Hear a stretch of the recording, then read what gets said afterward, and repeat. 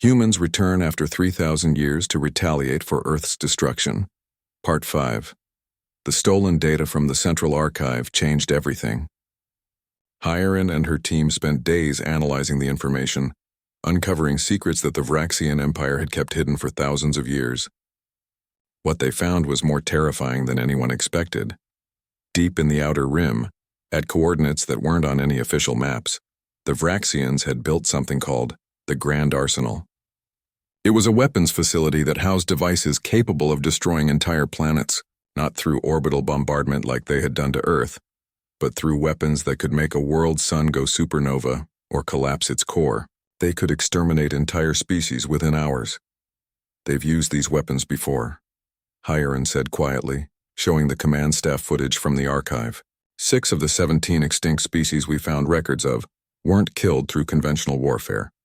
They were erased by planet-killer weapons. Whole solar systems turned into grave markers.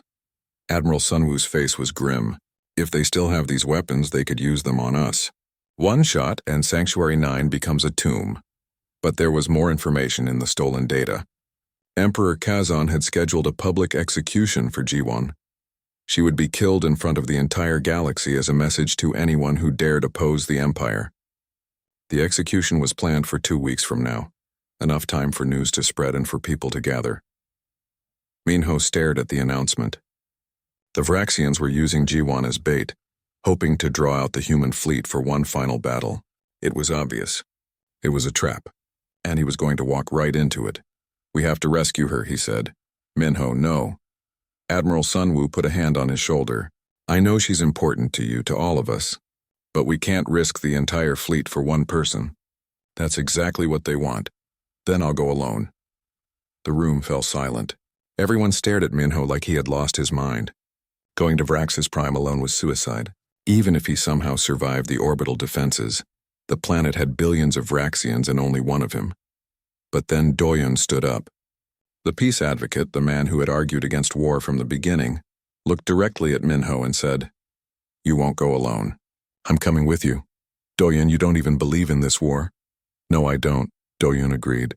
"I think revenge is a poison that will destroy us." "But G1 isn't revenge. She's one of ours. She sacrificed herself so we could live. I won't abandon her just because it's dangerous." Others began volunteering. Within an hour, Minho had a strike team of 40 people, all willing to die for a rescue mission that would probably fail. But Admiral Sunwoo had a better idea. "We won't just rescue G1, he said, pulling up a tactical display. "We'll launch a 3-pronged attack that will end this war. Taeyang will lead a strike on the Grand Arsenal and destroy those planet-killer weapons. I'll take the main fleet and engage War Marshal Vorenus in the Crimson Belt Nebula. And Minho will infiltrate SciFiPrime, rescue G1, and kill Emperor Kazan." "That's insane," someone said. "Yes," Sunwoo agreed. "But so is everything we've done so far. The Vraxians think we're desperate refugees. Let's show them what desperate refugees can accomplish." The fractures in the human alliance healed overnight. News of G1's capture and the planned execution united everyone, even those who had opposed the war. Colonies that had refused to send fighters now volunteered their entire defense forces. The scattered remnants became a nation again, unified by the need to save one of their own.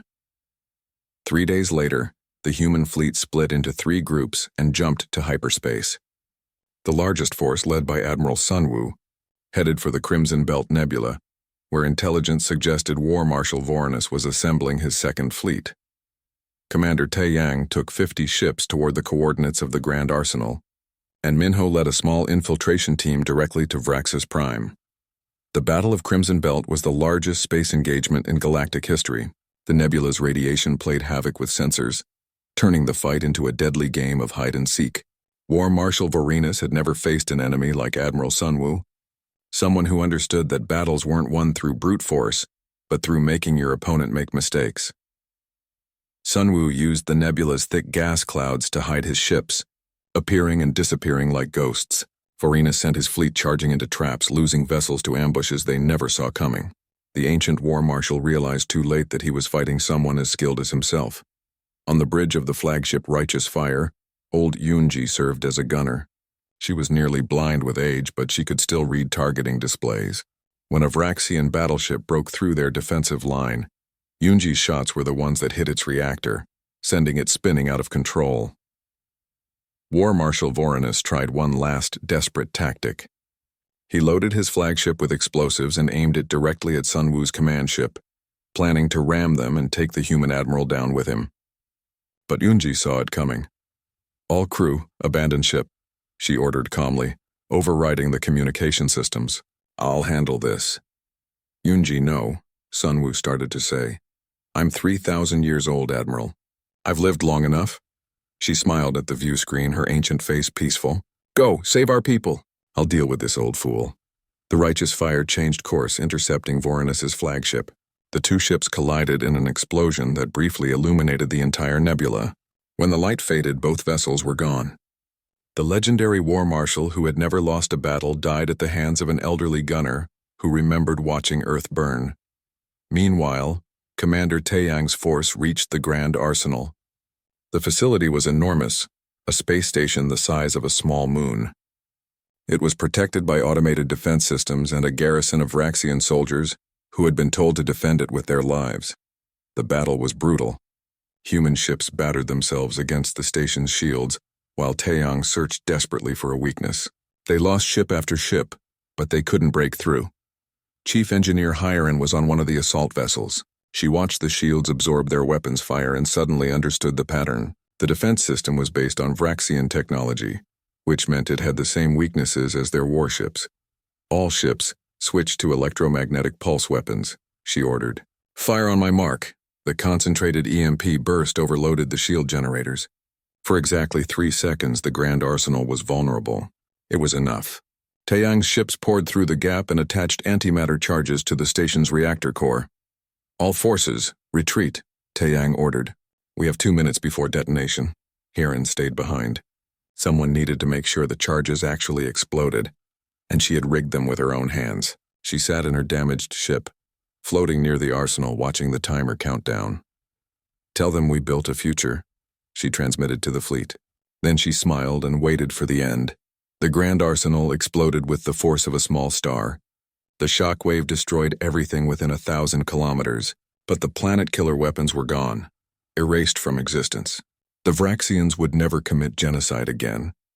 On Vraxis Prime, Minho's team had infiltrated the capital city. They used the chaos of the other 2 battles as cover, moving through streets while Vraxian citizens panicked about the fleet engagements being broadcast across the galaxy.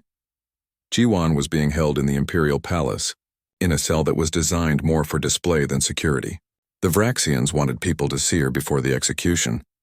Minho's team fought their way through corridors filled with guards, leaving a trail of bodies behind them. They found her minutes before the scheduled execution. Jiwan looked tired and bruised, but she smiled when she saw them. "Took you long enough," she said. "Sorry. We got stuck in traffic," Minho replied, cutting through the energy field holding her. The rescue became a running battle through the palace. Doyen, who had never fired a weapon before 3 weeks ago, shot a Vraxian officer who was about to kill Yuna. Junho hacked the palace's security systems, locking doors behind them and opening paths ahead. They cornered Emperor Kazon in his throne room. The ancient ruler was alone, his guards dead or fled. He looked at the humans with something like curiosity. "I remember ordering Earth's destruction," he said calmly. "You were an experiment. We wanted to see if completely eradicating a species would prevent future rebellions. Apparently it didn't work." "No," Minho said, raising his weapon. "It didn't. Wait." Emperor Kazan held up a hand. "I can offer you something. A place in the Empire, recognition as equals, colonies of your own, resources, technology. All you have to do is stop this war and serve me." Minho looked at Jiwon, then at Doyun, then at the rest of his team. They had lost thousands of people. They had sacrificed everything. And this creature thought he could buy them off? "You don't get to define our worth," Minho said quietly. "Not after trying to erase our existence." Emperor Kazon tried to reach for an alarm, but Junho had already hacked the systems. The throne room's emergency bulkhead suddenly activated, designed to seal the room during attacks. But Kazon was standing in the wrong place. The massive metal door came down, and the ruler of the Vraxian Empire died crushed under his own security system. The palace fell into chaos. Without their emperor, without their war marshal, without their planet-killer weapons, the Vraxian Empire simply collapsed. Within weeks, humans return after 3,000 years to retaliate for Earth's destruction. Part 4. The Battle of Bastion Point lasted 17 hours. Space itself seemed to burn as weapons fire crossed the void between the two fleets. Vraxian plasma cannons tore through human shields, ripping ships apart in bursts of white-hot energy. Human kinetic accelerators punched through Vraxian armor, sending fragments spinning into the darkness. Commander Taeyang coordinated the human forces from his command ship, watching dozens of tactical displays at once. He didn't try to match the Vraxians ship for ship. Instead, he organized the fleet into small groups, wolf packs that surrounded and overwhelmed isolated enemy vessels before jumping away to find new targets. Ghost Squadron, hit those cruisers on the left flank, Taeyang ordered. Strike Team 7, that battleship is damaged. Finish it before they can repair. Medical frigates, pull back those wounded ships now. The Eternal Dawn took a direct hit from a Vraxian heavy cruiser. The impact threw Minho across the bridge. Alarms screamed as atmosphere vented from 3 decks. Lieutenant Kyung was bleeding from a head wound but stayed at her station, rerouting power to the remaining weapons. Captain, we've lost main engines, she reported. Hull breach on decks 4 through 6. We're dead in space. Minho pulled himself back to his command chair. Through the viewport, he could see Vraxian ships moving in for the kill. The Eternal Dawn had survived 3,000 years of drifting through space. It seemed wrong that it would die here so close to finally getting revenge. Then Bora's cargo ship, the Defiant Trader, positioned itself between the Eternal Dawn and the incoming Vraxian vessels. Her ship was old and barely armed, no match for military cruisers. But she didn't run. Captain Minho, Bora's voice came through the communication system. Get your people to the escape pods. I'll buy you time. Negative, Minho responded. You can't fight those ships alone. Pull back. Already made my choice, Captain. There was laughter in Bora's voice, but also sadness. I spent 50 years carrying cargo for people who thought humans were trash. Today I get to die like a warrior. That's a good trade. The Defiant Trader fired everything it had, drawing the attention of the Vraxian cruisers. They focused their weapons on the annoying little cargo ship, forgetting about the crippled Eternal Dawn. Bora managed to destroy one enemy vessel with a lucky shot to its reactor before the Vraxians overwhelmed her shields. Her ship exploded in a flash of light that briefly illuminated the entire battlefield. The sacrifice gave the Eternal Dawn crew enough time to reach the escape pods. Minho was the last to leave, watching his family's ship, the vessel that had protected humans for 3,000 years, drift away into the darkness. When the battle finally ended, the Vraxian Third Fleet was shattered. Half their ships were destroyed or crippled. The survivors retreated in disorder, jumping to hyperspace without even collecting their wounded. Governor Thalen's flagship escaped, but his reputation was ruined. The invincible Third Fleet had been broken by a species that was supposed to be extinct. But the victory came at a terrible cost. The human fleet lost 40 ships. 8,000 people died, nearly 10% of their combat forces. The medical stations on Sanctuary 9 overflowed with wounded. The celebration everyone expected never happened. Instead, people gathered in quiet grief, reading the names of the dead. Minho found Bora's name on the memorial wall. He stood there for a long time, thinking about the woman who had abandoned her safe life to fight for a species she barely knew. She had been a cargo hauler. She had never been trained for combat. But when the moment came, she had been braver than most professional soldiers. Old Yunji stood beside him, looking at the thousands of names carved into the metal. Every person here is a debt the Vraxians can never repay, she said softly. But we'll collect anyway. The losses created fractures in the human alliance. Doyen's peace faction grew stronger, arguing that the cost of war was too high.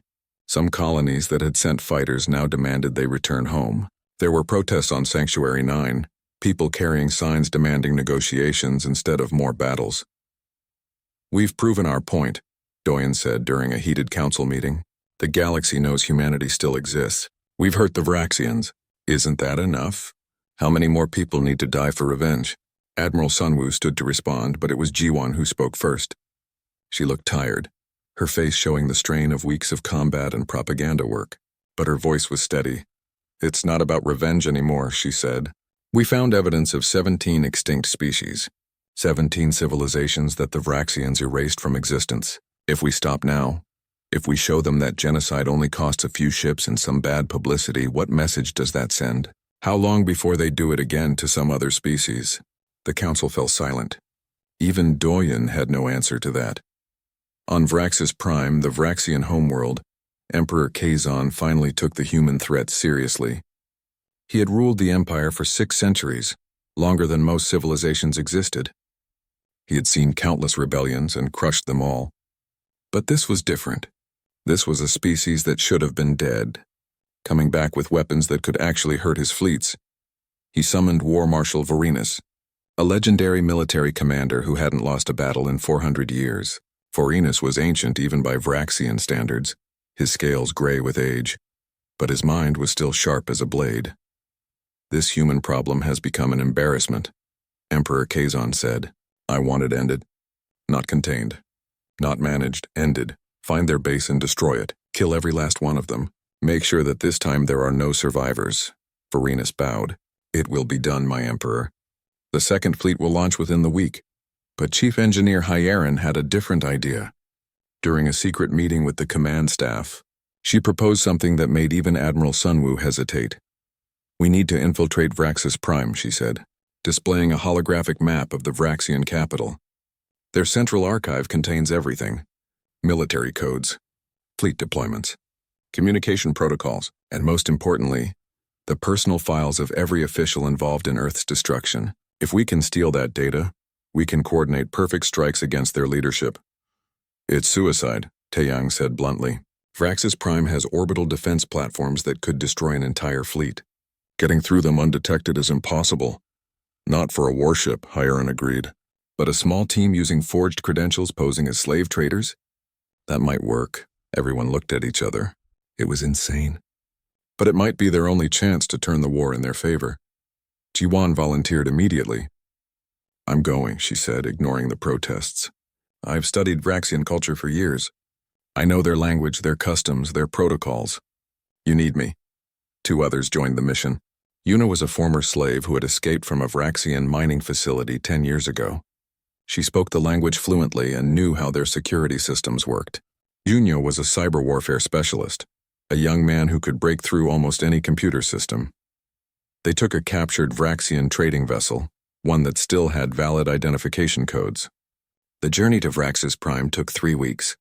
Every day, Jiwan expected to be discovered, to have military ships surround them and demand they surrender. But somehow they made it through every checkpoint. HFY was beautiful in a terrible way.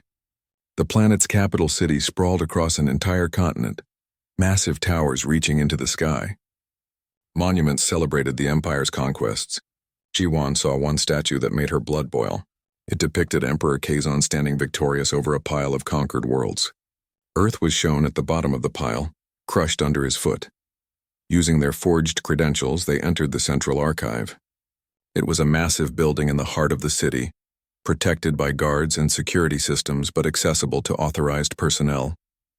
Yuna did most of the talking, explaining that they were there to verify slave work records. The guards barely looked at them. Inside, Junho connected to the archive's network and began downloading everything. Terabytes of data flowed into their hidden drives. Fleet movements, supply routes, personal communications of high-ranking officials, the locations of secret military facilities, everything they needed to cripple the Vraxian Empire. Then the alarm started blaring. It's a trap, Junho said, his face going pale. They've been waiting for us. War Marshal Vorenus knew we would try this. Security forces poured into the archive from every entrance. Jiwan made a decision in a split second. She grabbed the data drives and threw them to Yuna. Run, she ordered. Get this to the fleet. I'll hold them here and make sure the transmission completes. We're not leaving you, Yuna protested. That's an order. Jiwan pulled out her weapon and fired at the approaching guards. The data is more important than any of us. Go now. Yuna and Junho ran, tears streaming down their faces. Behind them, they heard weapons fire and shouting. They made it back to their ship and jumped to hyperspace, the data drives clutched in Yuna's shaking hands. On Sanctuary 9, the transmission arrived 3 days later. Along with the military data came one final video from Jiwan. She was kneeling in a Vraxian prison cell, bruised but alive. Humans return, after 3,000 years to retaliate for Earth's destruction. Part 3. The Vraxian mining colony on Helios Station had been operating peacefully for 200 years. 3,000 workers extracted rare minerals from the asteroid field, sending shipments back to the Empire every month. The station commander, an older Vraxian named Thorin, spent most of his time in his comfortable office, reviewing boring reports and counting down the days until his retirement. He never saw the attack coming. The human fleet dropped out of hyperspace at exactly Oro 300 station time, when most of the workers were sleeping. 50 warships surrounded the facility in perfect formation. Thorin stumbled onto the command deck in his sleeping clothes, staring at the scanner readings in disbelief. "What are they?" his second officer asked, voice shaking. "I've never seen those ship designs before." Before Thorin could answer, every communication system on the station activated at once. A human face appeared on all the screens. It was Admiral Sunwoo, his expression cold and hard. "This is humanity," he said simply. "We have returned. You will answer for Earth." The attack was quick and precise. Human warships targeted the station's weapons first, destroying the defensive platforms before they could even power up. Then they systematically disabled the communications array, the power generators, and the docking facilities. Not a single Vraxian died, but the station was completely helpless within 15 minutes. The human ships didn't land troops. They didn't occupy the facility. They simply left, disappearing back into hyperspace as suddenly as they had arrived. But before they went, they broadcast their message across every frequency, making sure it would be heard throughout the entire sector. On the Vraxian homeworld, the news caused chaos. The High Command gathered an emergency session, arguing loudly about what had just happened. Most of them refused to believe it at first. Humanity was extinct. Everyone knew that. The bombardment of Earth 3,000 years ago had been thorough and complete. Governor Thalen of the Third Fleet slammed his fist on the table. He was young for a Vraxian commander, only 400 years old, and he had built his reputation on crushing minor rebellions in the outer territories. "This is obviously some group of insurgents using human identity as a cover," he declared. "Probably those crystallid rebels we've been dealing with. I'll take my fleet and crush them within a month. This pest infestation will be over before it begins." But across the galaxy, other people were paying attention. On planets where humans lived as slaves or refugees, in mining camps and factory stations and agricultural settlements, the news spread like fire. Humanity had struck back. The impossible had happened. On a cargo station orbiting a gas giant, a woman named Bora heard the broadcast. She had spent her entire life as a ship captain, transporting goods for alien merchants. Her ship was old and barely functional, held together with spare parts and determination. She had accepted long ago that this was her fate, carrying cargo for species that looked down on humans as inferior. But when she heard Admiral Sunwoo's message, something changed inside her.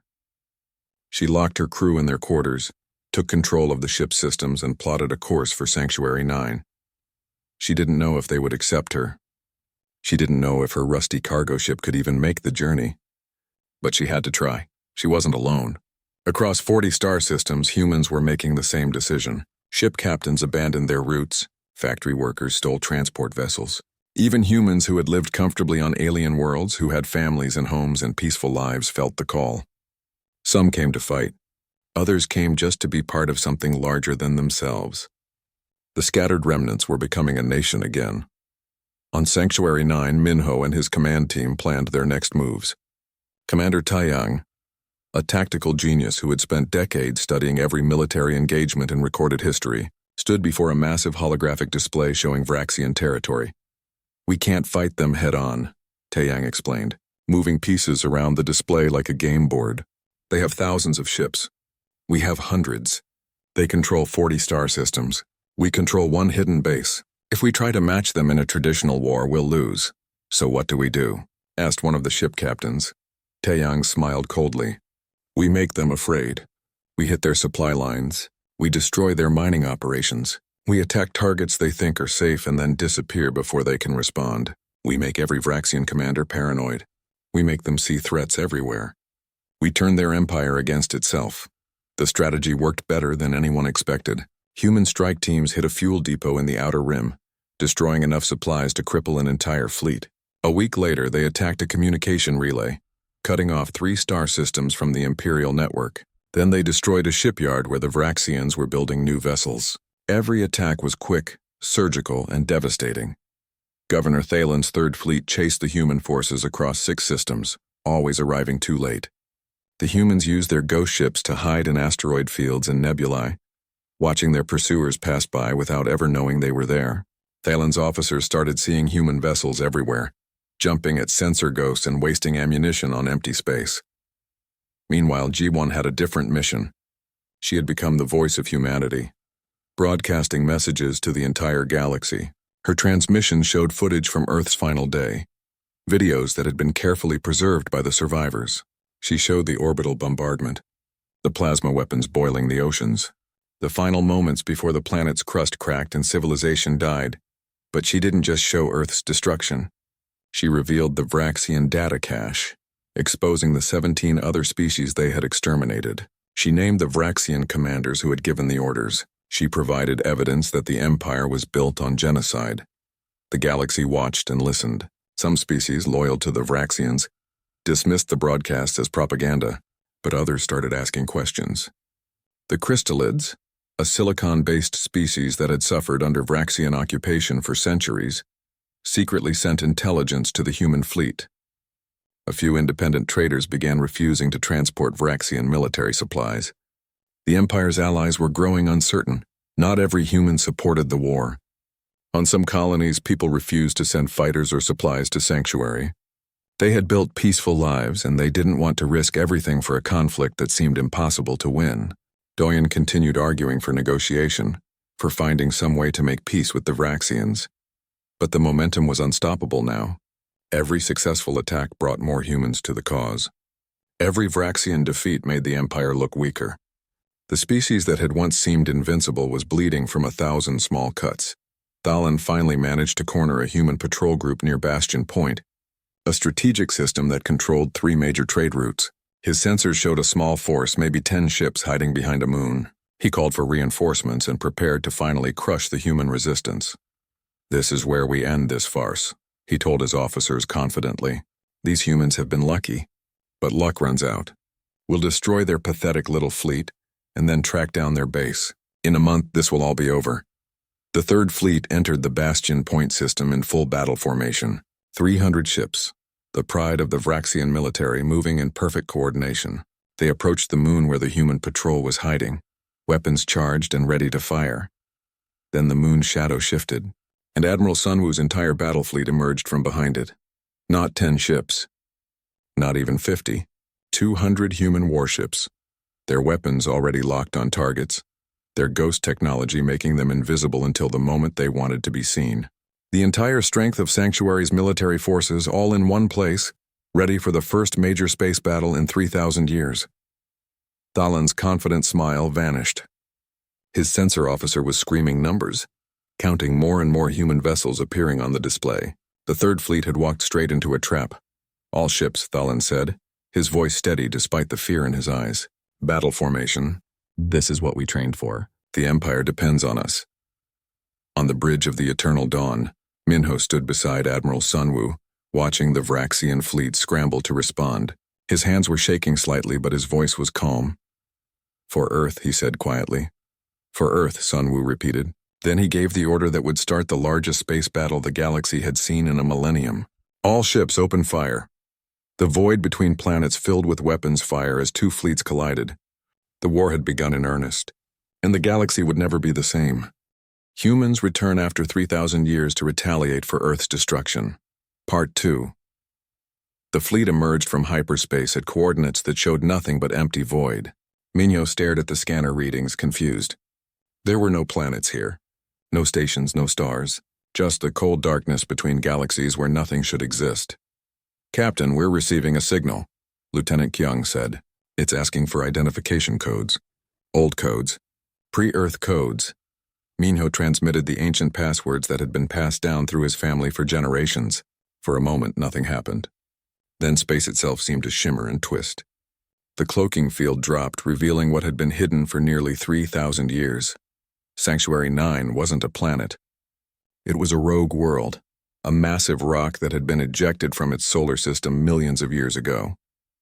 It drifted alone in the space between stars, dark and cold and invisible to anyone who didn't know exactly where to look. And built into its frozen crust, hidden under kilometers of ice and rock, was the largest human settlement anyone had seen since Earth died. Admiral Sun Wu's face appeared on the communication screen. He was an old man, perhaps 80 years, with silver hair and eyes that had seen too much.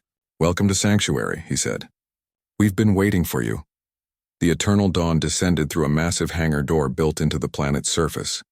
Inside, the caverns had been hollowed out and transformed into a city. Artificial lights simulated daylight. Hydroponics gardens grew real food. And everywhere there were ships. Hundreds of warships filled the underground docks. Vessels that looked nothing like the desperate colony ships humanity had been using for centuries. Minho walked through the shipyards with his mouth open in shock. These weren't converted cargo vessels or refurbished alien designs. These were purpose-built warships, sleek and deadly, bristling with weapons that he didn't even recognize. "We've had 2,800 years to prepare," Admiral Sun Wu said as he guided Minho through the facility. The original settlers of Sanctuary were military personnel, engineers, scientists. They knew Earth was lost, but they refused to give up. So they built this place, hidden, secret, and they dedicated everything to a single purpose. "Revenge," Minho whispered. "Justice," Sun Wu corrected. "There's a difference. Revenge is blind anger. Justice is calculated, precise. We've spent nearly 3 millennia studying the Vraxians, learning their weaknesses, building weapons specifically designed to kill them." They entered a massive laboratory where Chief Engineer Hyerin was working. She was younger than Minho expected, perhaps 30 years old, with burns on her hands from working with dangerous equipment. She looked up as they approached, her eyes blazing with intensity. "Captain Minho," she said, "I've read your family's reports. Your great-great-grandfather witnessed Earth's bombardment. He recorded everything before his colony ship jumped to hyperspace." "He did," Minho confirmed. "The footage is sealed in our archives. Too painful to watch." "I've watched it 1,000 times," Hyerin said flatly. "Every frame. Every weapon they used. Every tactic they employed. And I've designed countermeasures for all of it." She led them to a testing chamber where various weapons were displayed. "Vraxian shields operate on a specific frequency. We've built kinetic accelerators that can punch through them like paper. Their ships use neural linking technology, connecting the crew's minds to the vessel's controls. We have electromagnetic pulse weapons that will fry those connections and leave their fleets helpless. And these," she pointed to sleek fighter craft, "are what we call ghost ships. They can mask their energy signatures to appear as space debris or asteroids. The Vraxians will never see us coming." Minho walked along the displays, touching the weapons with something like awe. 3,000 years of human rage and ingenuity, all focused on a single goal. It was beautiful and terrifying, but not everyone agreed with the plan. That evening, Minho attended a council meeting in Sanctuary's main hall.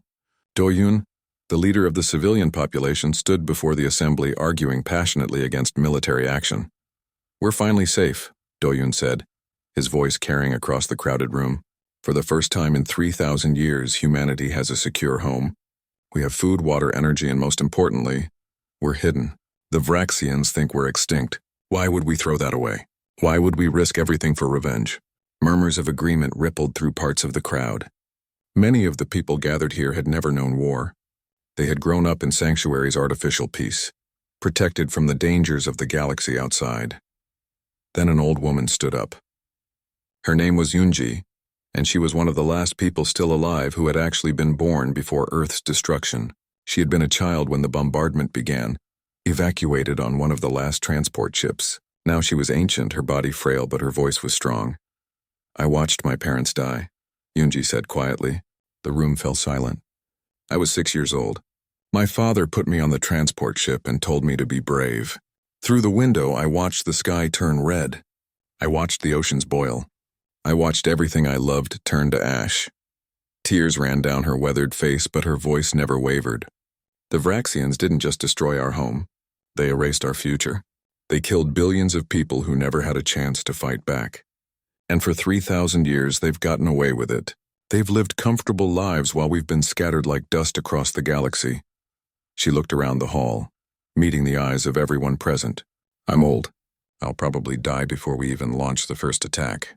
But I need to know before I die that we tried. I need to know that humanity didn't just accept genocide.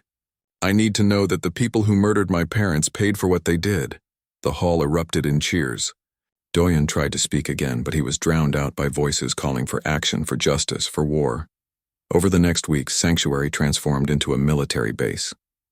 The crews from the colony ships underwent training they had never imagined. Most of them had never held weapons. Many had spent their entire lives maintaining ship systems or growing food in hydroponic gardens. Now they learned to fight. Ji-1 arrived from Outpost Kepler 7, her mining station transport looking tiny and fragile compared to Sanctuary's warships. She met with Minho in the command center, handing over the complete Vraxian data cache. "This is everything," she said.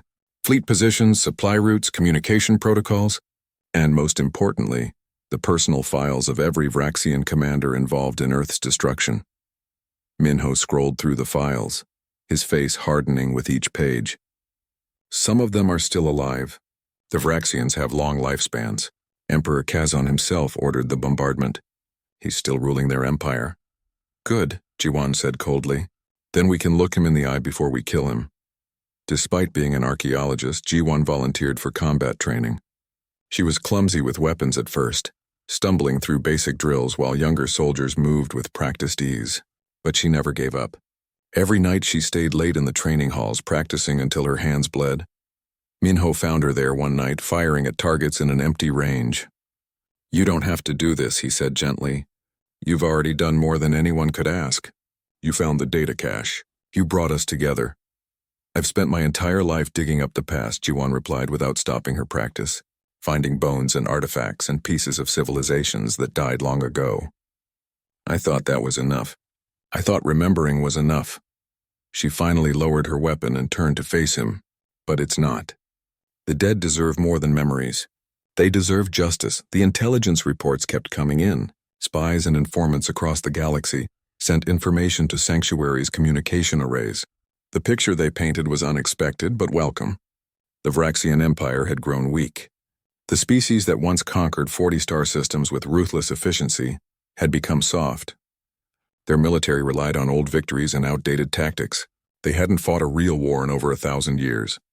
"They think they're invincible," Admiral Sunwoo said during a strategy meeting.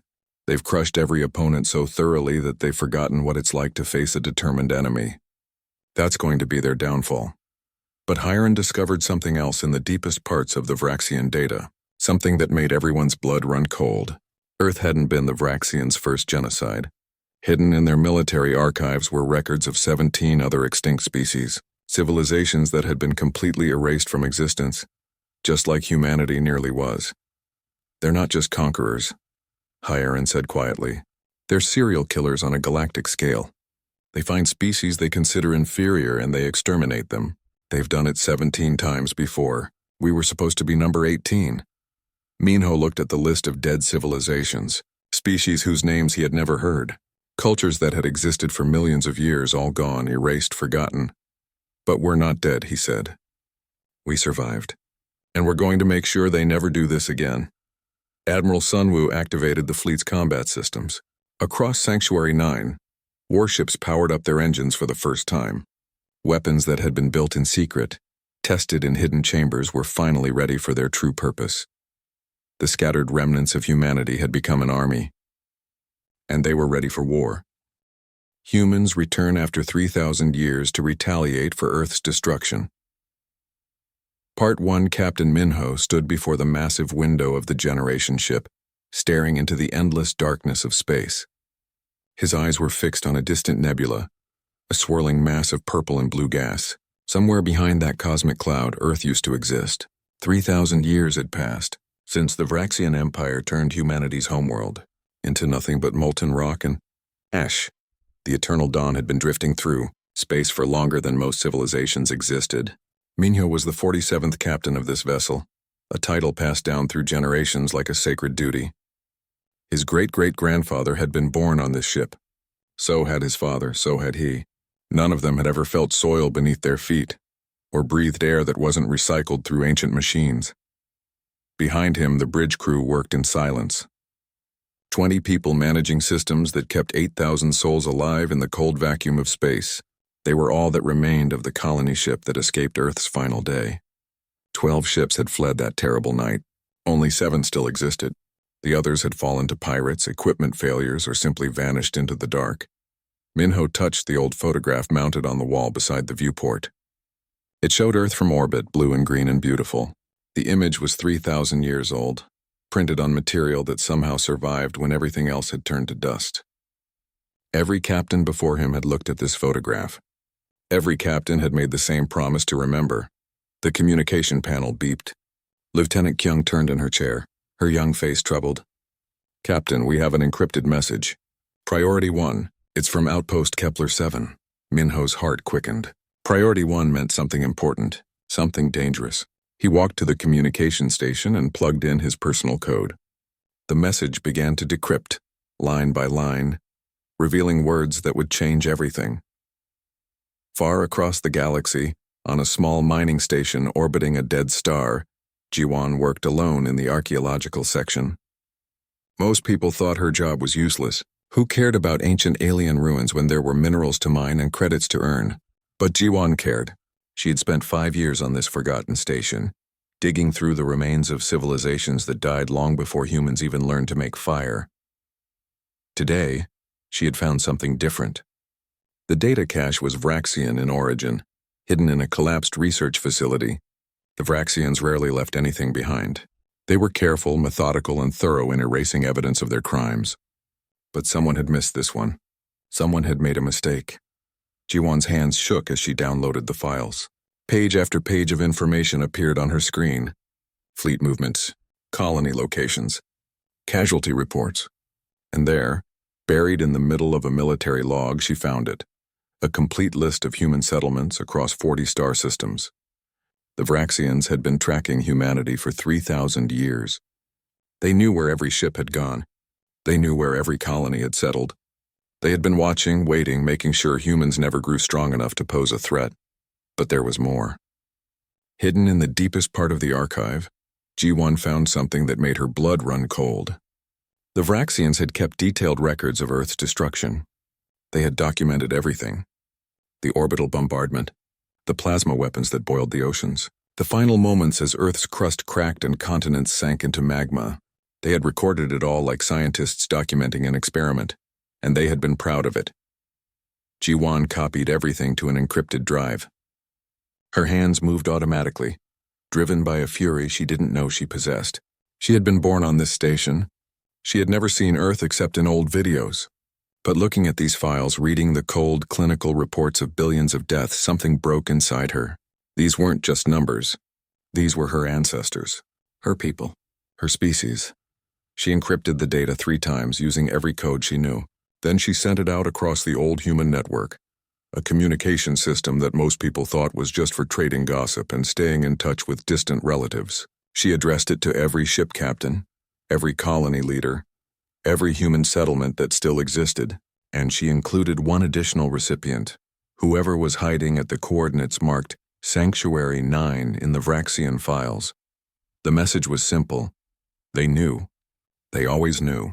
Time to make them pay. When Minho finished reading the message, he stood perfectly still for a long moment. Around him, the bridge crew waited in silence. They had all heard the stories. Every human child grew up learning about Earth's last day. But stories were different from evidence. Stories could be questioned, doubted, softened by time. Evidence was real. Evidence was solid. Evidence demanded action. Lieutenant Kyung, Minho said quietly.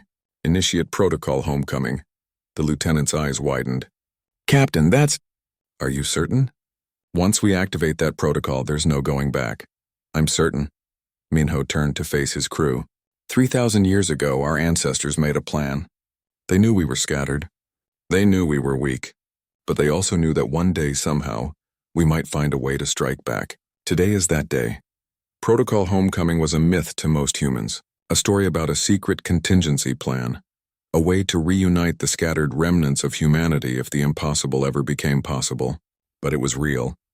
Every colony ship captain knew the activation codes. Every settlement leader had received the instructions, passed down through generations. Within the hour, encrypted signals began bouncing across the galaxy. On mining stations and agricultural colonies, in the holds of trading ships and the depths of alien cities where humans worked as laborers, people received the message. The scattered became connected. The forgotten became remembered. The weak became united. On the eternal dawn, Minho gave the order to change course. They would rendezvous with other ships at the coordinates G1 had discovered. Sanctuary 9, a location that supposedly didn't exist, hidden in Vraxian files like a ghost story. As the ship's engines powered up for the first time in decades, Minho looked once more at the photograph of Earth. "We're coming home," he whispered. "Not to save you. We're too late for that. But to make sure your death meant something, to make sure they remember what they did." Across the galaxy, sensors began detecting something unusual. Ships were moving. Not just a few, but dozens. Then hundreds, all of them broadcasting identification codes that hadn't been used in 3,000 years. All of them heading toward the same destination. The long-range scanners on the Eternal Dawn picked up the massive fleet emerging from hyperspace. Ship after ship appeared, more than Minho had thought possible. Someone had been preparing for this moment. Someone had been building an army in secret. Humanity was coming together for the first time since Earth died. And they were coming together for one purpose: revenge.